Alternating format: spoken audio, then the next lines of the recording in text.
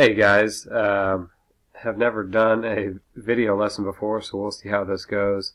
Obviously, we can't afford to miss time, even though I have to stay home and rest. I'm going to do my best to not cough and blow my nose and do all that here. It only allows me to do this in 15-minute segments, so we'll probably have to stop about halfway through, and both of these videos will be posted to Google Classroom. So, any questions you have on the New Deal from Friday, we'll cover when I get back into class, hopefully tomorrow. So we'll start here with Dictators and War. This is the beginning of Standard 7. And here in the opening picture, you can see Winston Churchill here in the center, Adolf Hitler here on the right-hand side, Benito Mussolini, who is the leader of Italy, and then our president, Franklin Delano Roosevelt. I'm going to skip over the quote here by Hitler simply because you can read it yourself. Simply what he is trying to dictate here is about winners and losers and how the people who are always strong are those that are right, which obviously in society isn't true, but this is the philosophy that he will use to control Germany. So this is just a little bit of review to start. We know that when World War I ended, Germany did surrender to the Allies, and the Treaty of Versailles was intended to make Germany feel the wrath of the Allies. They resented 100% the entire treaty. Signed by the Weimar Republic. That was the German Democratic Republic that signed the treaty. And almost as soon as it's signed, there is a lot of movements in Germany to try to pull themselves out of the treaty, to overthrow the government. And Hitler is part of that all the way back in the beginning. He actually gets arrested in 1921 by trying to overthrow the Weimar Republic. So the effects of World War I and the Great Depression they touched almost every corner of the world. And in some countries, these conditions led to brutal dictators, and in this case, obviously, it's going to lead to the rise of Adolf Hitler. Germany wasn't even invited to the peace talks, if you guys remember talking about that several days ago. This was supposed to be the war to end all wars. But it had left behind this mountain of bitterness, of anger, of frustration and despair, and there's this burning desire on the Germans' part for this revenge against the European powers and even the American people for placing this type of treaty on them at the end of a devastating war.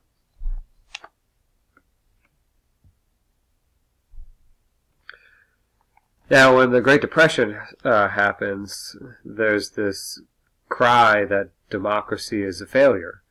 And we saw the Red Scare that takes place in the United States, and some of this people calling for anarchy. And in Europe specifically, when the Depression makes its way across the Atlantic into Europe, there's this cry for totalitarianism. These dictators, these strong leaders, central leaders that don't necessarily have to listen to a political body like a Congress to govern these countries.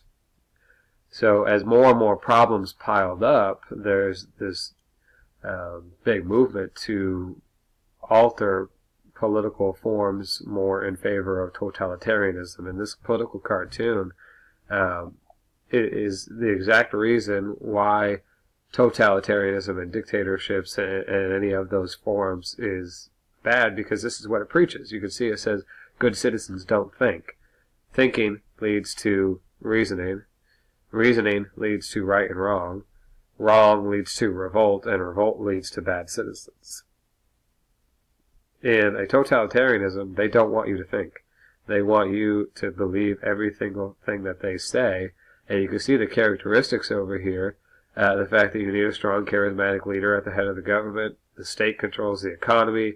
There's the use of police and spies and terror. We're going to go into a little bit more detail here in a few minutes about what Hitler did and Mussolini did and even Stalin did in their respective countries to try to keep that control. And all of it is trying to suppress your individual rights, especially using schools to spread your ideology to children. Children are obviously a little bit more easy to mold. They are easier to manipulate, and these gentlemen were geniuses at taking advantage of the younger generations.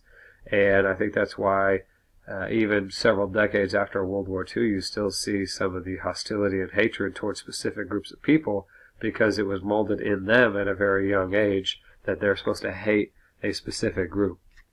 Now, dictatorships have existed before, but totalitarianism was a more extreme version that was made possible by the bitterness of World War I and the desperation of the Great Depression.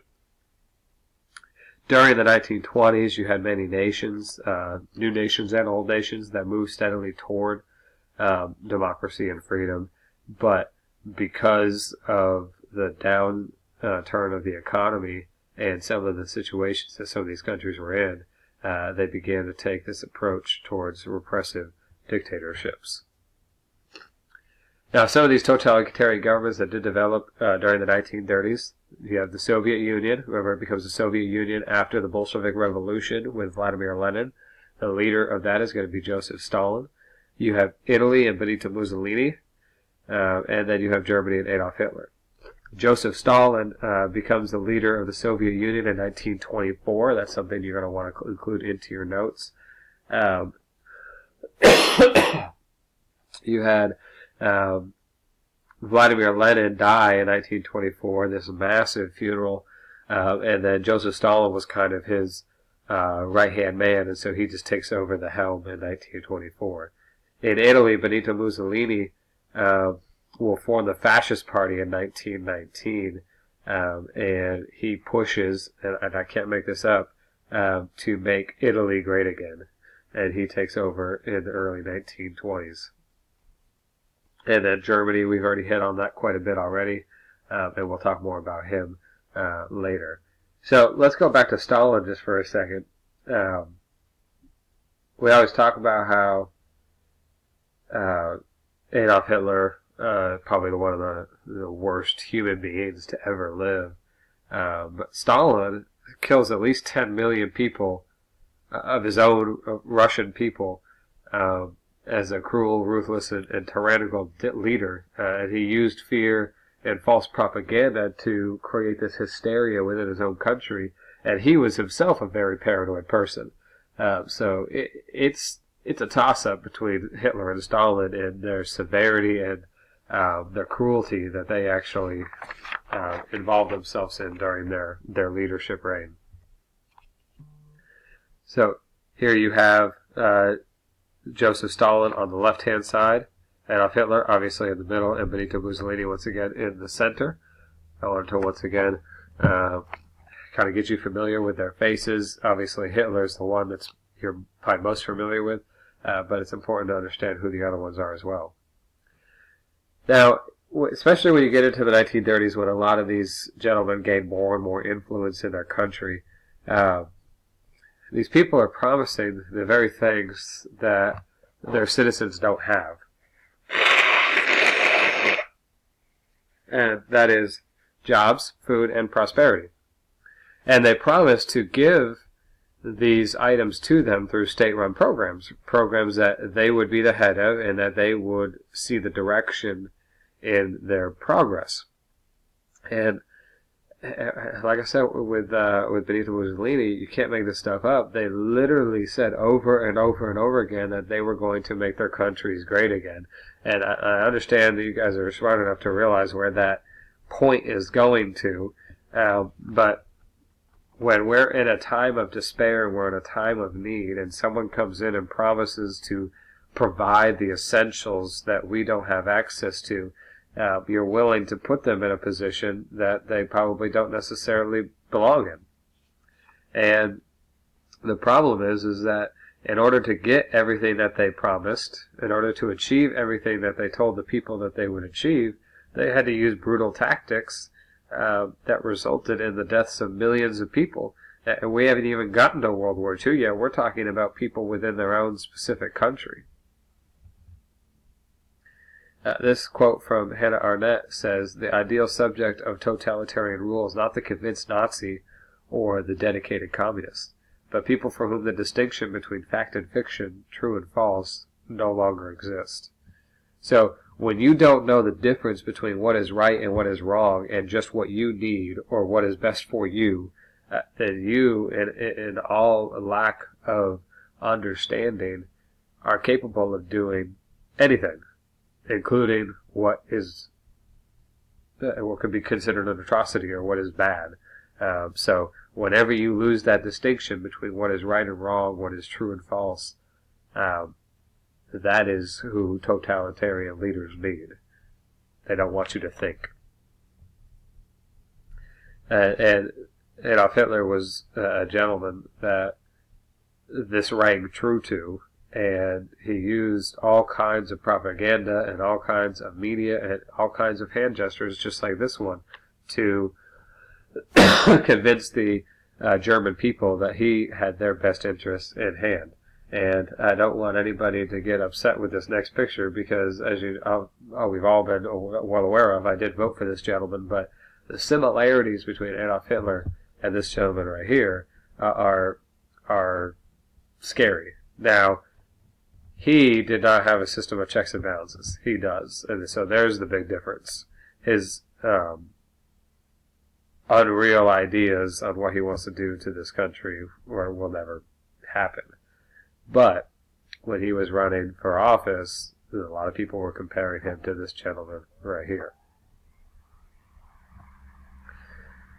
Adolf Hitler used all kinds of images to display himself in a good light. Now, we don't need to go into a whole lot of details about his personal life, but he was a mastermind of propaganda. If you see an image of Adolf Hitler smiling here with a little girl, you're going to think that he's just this perfect human being that has the interests of children at hand and the interests of the German people, and images like this are seen all over Germany as he's rising to power in the 1930s. Now, before we get into this next section here, I want to give you a little bit more background information before we run out of our first 15 minutes here for these other gentlemen. So, Benito Mussolini marches into Rome and overthrows, essentially, Victor Emmanuel III, and that takes place in 1919. And he wanted people in Italy to consider themselves selfless warriors of Italy. That the fact that their individual goals did not matter. And when you try to put the country above yourself, then you become less conflicted. He took the title El Duce, which means the leader, and he will also indoctrinate or mold the youth just like Hitler does. And Mussolini would actually hold ceremonies for women who could bear more than 14 children because he believed that they were doing their service to their country. They would receive a medal from Mussolini himself in Rome as part of a ceremony. Hitler was a failed artist who was wounded in World War I, and he, for the longest time, kind of looked like he was teetering on the brink of madness. Writes a book while he's in prison called Mein Kampf, or My Struggle, which kind of outlines his entire belief and anti-Semitic belief, anti-Jewish feelings about how the Jews were to blame for Germany losing World War I. And that will be kind of his claim to fame as he rises to power in the early 1930s.